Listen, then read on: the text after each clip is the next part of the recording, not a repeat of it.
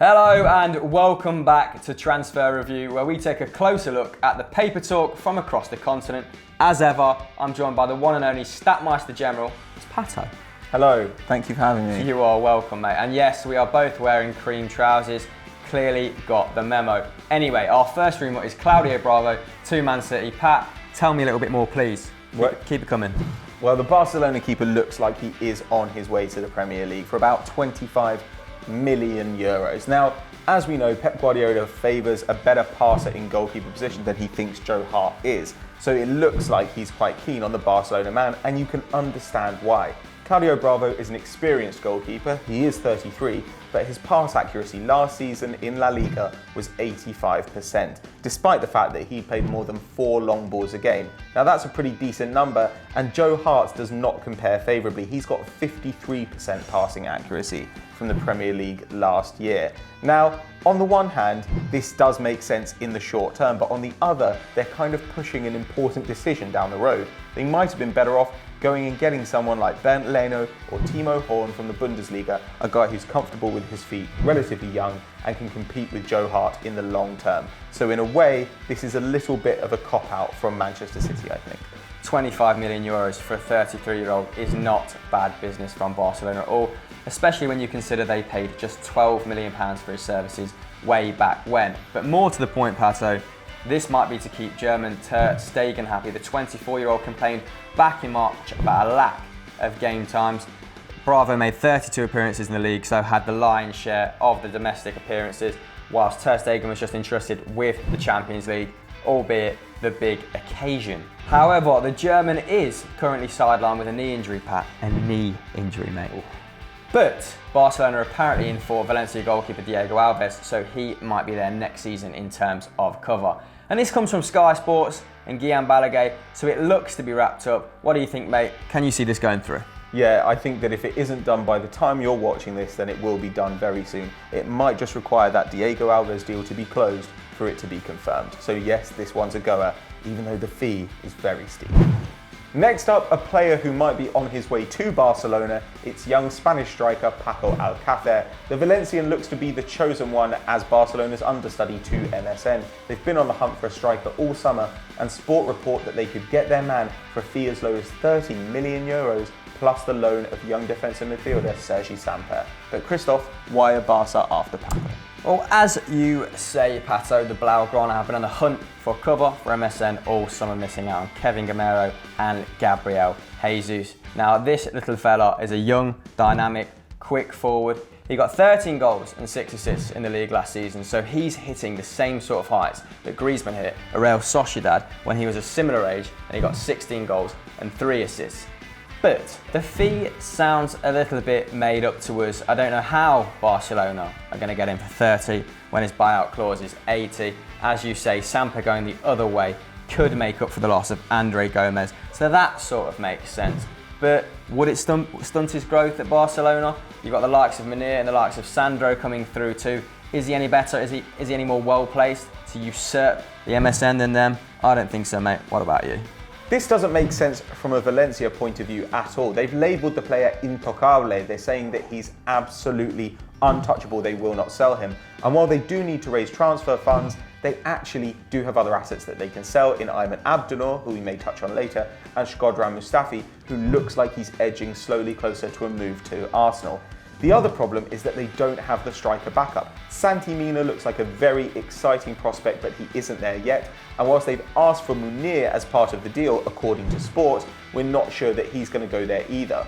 On the other hand, as Chris has said, Sergi Samper would be good cover now that Andre Gomez has gone to Barcelona and Javi Fuego has gone off to Espanyol. So whilst there are points in its favour, we still don't quite see how this one's going to work out. No, mate, and it is from Sport. And they do know they're Barcelona, so the interest is probably real. But as you say, Valencia have labelled him untouchable, and they are being picked apart this summer. So they're going to want to keep hold of this kid. We can see this maybe happening next summer if his league form continues, but perhaps not now. Our next story takes us over to Merseyside, where apparently the Toffees are interested in Tunisian centre-back and aforementioned Valencia player Ayman Abdennour. Mouthful. Pato, is there any legs in this one, mate? Well, Everton are clearly on the lookout for another centre-back. We've also heard them linked to Lamine Kone, who plays for Sunderland. But there are reasons to go for Abdennour, I suppose. He is a physically imposing centre-back who's now got experience playing in La Liga and in Ligue 1. He was part of the Monaco team that knocked Arsenal out of the Champions League last year, but let's not talk about that. He's 27 years old, so he's kind of in his peak years. But he made 22 league starts last season as Valencia finished 12th with a -2 goal difference. It was a very poor first season from him. Also, if Valencia are willing to take a €4 million loss on a guy they only signed a year ago, perhaps Everton should rethink this one, because Valencia seem very keen to let him go. Yes, it would appear, Pato, that Abdennour has failed to settle at the Mestalla, and he cost them €22 million, so he's proving to be a very expensive mistake at the minute. His fee's not going to go any higher if that sort of league form continues, so they may take a small loss on him and let him go to the Toffees for €18 million. Now, if they were to sell Mustafi and Abdennour in one summer, they would not have long to bed two centre-backs in. But they do have talented youngsters in the squad, like Ruben Vezo, so this may bring him to the forefront at the very least. That's a positive spin on it for all you Valencia fans. However, can't see both him and Mustafi going, so this may just be paper talk. Plaza Deportivo, who are you? Go home. Not going to happen. Now we move over to Real Madrid. AS say that they are in for Bayern Munich's David Alaba. Apparently, they made an offer for the player on the 1st of July to the tune of €65 million, but Bayern delayed their response until just last week when they told the player he couldn't leave for less than 80. AS seem pretty confident. I'm not sure that we are. Chris, why would you buy him if you were Real Madrid? Well, let's look at a few reasons why Los Blancos would invest that amount of cash, Pat. So they have three problem areas. Cover for Marcelo at left back, cover for Ramos at centre back, and Casemiro in defensive midfield. Now, I'm not saying that Alaba would be cover by any means, but he has the versatility to fill all these holes and more. He's been a regular at Munich now for 5 seasons. The guy is just 24, Pat. It feels like he's been around forever. And he has an eye for goal, which is important at Real Madrid. He loves a 40-yard pinger. He gets the crowd on the feet. We saw that at the Euros for Austria. He likes to test the keeper whenever they're off the line. Zidane likes to play a 4-3-3. He can fit into any one of 5 positions in that formation, couldn't he, Pat? And this could rejuvenate Real's bid for the title. They've needed a big name. Is this guy the solution? Now, we can't see why Bayern Munich would go for this deal at all.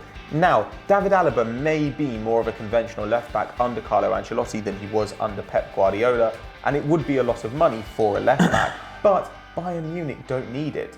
It's a number that they've supposedly named to Real Madrid, according to AS, that €80 million fee. It is not a buyout clause as far as we're aware. And even if it were a buyout clause and they were forced to accept the deal if Real offered it, David Alaba might well decide to stay at Bayern Munich. He obviously fits in well there. As you've said, he's been an established first-team regular for 5 seasons now, and Bayern is a lot more stable than Real Madrid, even if Real Madrid might have that extra little bit of glamour. Yeah, Ancelotti's just sitting there going, show me the money. Dangling that carrot, and he's going to rip it away from them. We can't see him moving. He's going to be a Bayern regular next season in their charge for the Champions League. So, Pato, what are we doing? We dismissing this one? Nonsense. Nonsense. There you go. Straight from the horse's mouth. Not horse. And finally, this brings us to, yes, you guessed it, it's the transfer shocker, and this week's features another Arsenal player. Guess who wrote the script? It's Alexis Sanchez to Inter Milan. Pato, what do you make of this, mate? Well, obviously, you put it in the shocker, so... I don't think it's going to happen. You don't think it's going to happen? I don't think it's going to happen. This comes from Fichajes, which is kind of the Spanish Metro, only a little bit worse. They say that Inter Milan are in for the Chilean and are willing to pay €80 million for him. But Arsenal need the player more than they need the money, so I don't think that they're going to bite on this one. 80 million, where are Inter getting that from? Unless Icardi goes, of course, to Arsenal, which is another annoying, boring rumour that won't go away. Anyway, Sanchez has 2 years left on his contract, and as we saw at the weekend, the Gooners are going to need his contribution in terms of goals this season. He played through the middle, wasn't great. Got to say, but when Giroud gets back, maybe he'll go back out wide or he'll play off him, and hopefully he'll chip in with a few more goals and get back to the form that we know and love him for. Pato. Yeah. What can you say? Love him. But we're not finished yet. Oh no. This week we're going to try something a little new, Pato. We're going to do a little Q&A owing to the comments that you posted on last week's transfer review. Pat, let's get straight into it. This one's from Mikel. Who do you think is going to win the Eredivisie next season? I can't really see past PSV. I think that they'll win it for the third time in a row. They've still got a very good squad. I think that Ajax are strengthening in a quite interesting way. They've picked up Bertrand Traoré on loan from Chelsea. They might still be interested in Hakim Ziyech. I've also heard vicious rumours of Balotelli. Balotelli to Ajax, I would love to happen.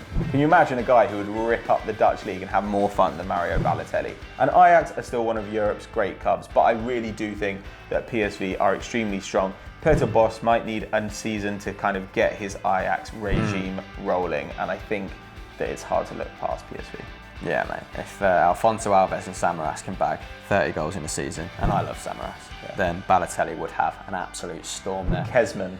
Right, next. 25 goals there. Disgusting. Next question. What you got for me, Pato? Addicted Gooner has written in kindly. Yeah, love that guy. He's got one like on this comment. He says we should learn football and stop following the media. Learn football like it's French. And stop following the media, which is, he says, just a tip for you guys, which is very kind of him. Here's just a tip for you. What's his name? Addicted Gooner. I don't like your jerk off name. This segment is called Transfer Review. We have to use the media. We are delving into transfer rumours. We're playing devil's advocate here. We don't think Rodriguez is going to Arsenal, mate. For 82 million, that's absurd. Could go to Arsenal, though. He's absurd. Here we go, mate. One we've all been dying to find out. Zach says, Pato, are you a Raptors fan? Well, look, I'm a fan of any team which has a dinosaur on its logo. I'm a big fan of that. That's why I'm an Arsenal fan, actually, because of Gunnosaurus. That's not true. No, let's do that. Anyway, that's it. My iPad's just died. So that was this week's transfer review, guys. Have we missed any blinders? Let us know in the comments below. Now, if you enjoyed this video, don't forget to check out our Euro Roundup from Monday, where we discuss the German and Spanish Super Cups. And a potential move into midfield for Messi. Ooh. And as always, guys, don't forget to like and subscribe. Catch you next time.